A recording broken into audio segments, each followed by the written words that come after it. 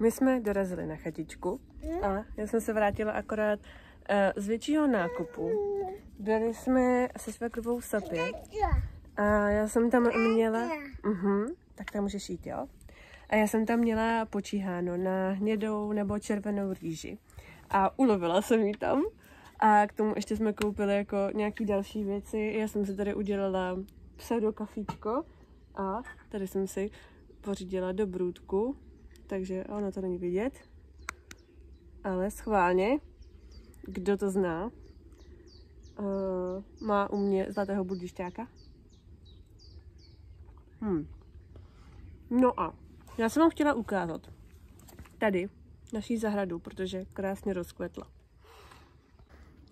Takže, kdo se díval na minulá videa, určitě víte, jak to tady vypadalo. A teď tady máme takovouhle nádhernou rozkvetlou krásu. Takže se můžeme kochat každý den, jak je to krásný. A já se ještě vrátím k tomu nakupování v té Sapě, protože všem to moc doporučuju, kdo má rád třeba hodně asijské potraviny, ale dají se tam fakt koupit výhodně i rýže, prací prostředky, i ekologický. Takže kdo používáte, tak se tam fakt běžte mrknout, protože to stojí za to. A myslím si, že ty ceny jako dá se tam podle mě za ten jeden nákup ušetřit dost kaček. Takže kdo to nemáte daleko, nebo třeba pojedete do Prahy, tak doporučuji do Sapy zajet. Protože ty věci, které se tam koupí jako opravdu jenom za, nechci říkat zlomek ceny, ale opravdu levněji než normálně, tak si myslím, že se to určitě vyplatí. Takže my jsme tam takhle kupovali rýži, švagrová si koupila prací prostředek, ale mám na ní taky počíháno, až mi dojde. A sojovku, no, jakože olivový olej, to mě úplně nejvíc dostal, protože jsem fakt neviděla jako za lepší cenu, ten, co tam byl. A ještě je vlastně v biokvalitě, takže až budu dělat pesto z té bršlice, na který se chystám teď v následujících dnech, tak jsem ráda, že to bude olivový olej v biokvalitě a nedám za něj úplně prostě x jako stovek. Jo. Takže z toho mám velkou radost a chtěla jsem vám to tady i nasdílet, protože si myslím, že třeba jídlo a i bydlení samozřejmě, tak určitě se na tom dá ušetřit spoustu peněz. Takže pokud byste měli cestu kolem, tak se tam zastavte. Je teda lepší mít tu jejich kartičku, takže buď poprosit někoho ve vašem okolí se živnosťákem, anebo si od někoho tu kartičku půjčit. Já si myslím, že to vůbec jako neevidujou, tak tam ty ceny vlastně jsou jako hodně rozdílný. Takže tak, udělejte si výlet do Sapy. My se tam určitě zase chystáme, protože co jsme se tam tak koukali, tak ty potraviny tam vycházejí fakt skvěle. A hlavně tam mají jako fakt různý ty omáčky, dochucovadla, další fakt jako celý koření vlastně, různý ty muškátový oříšky, muškátový květy a fakt i skořici celou ve velkém balení. A takže mi to vlastně přijde i ekologičtější, než to kupovat vždycky po pár kusech jenom v těch sáčcích. No, takže já z toho mám vlastně velkou radost. Takže rýže jsem tam ulovila, měli tam 2 kilovku té hnědé rýže, takže z toho to mám jako taky velkou radost. A koupila jsem tam další věci, které mi taky udělaly radost. A teď si to jdu akorát pročítat a spočítat, jak to tam jako vychází a nevychází. Takže moc doporučuji. A to byl teda dlouhý tady monolog k Sapě. Ale je to fakt skvělý, takže doporučuji se tam zajet podívat.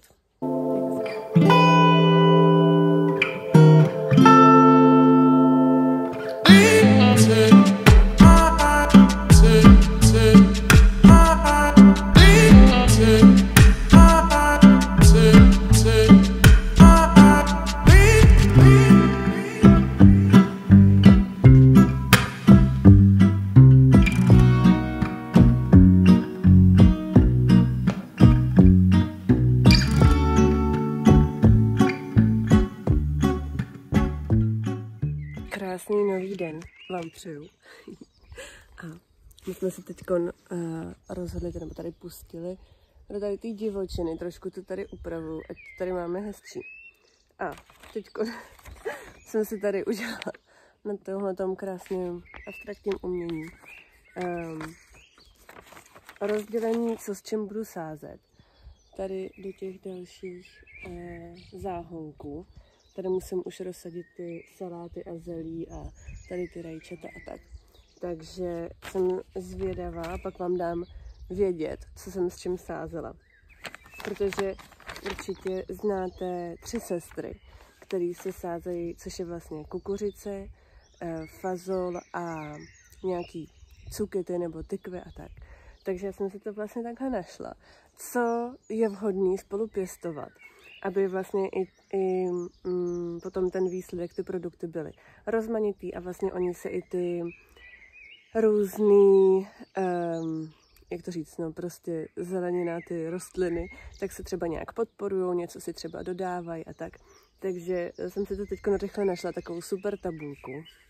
Takže když se na to vzpomenu, tak vám to dám tady dolů, protože tam se vlastně všechno najdete, jakože jestli k sobě mají jako neutrální postoj, nebo si třeba vyhovujou, anebo naopak je spolu fakt jako nepěstovat.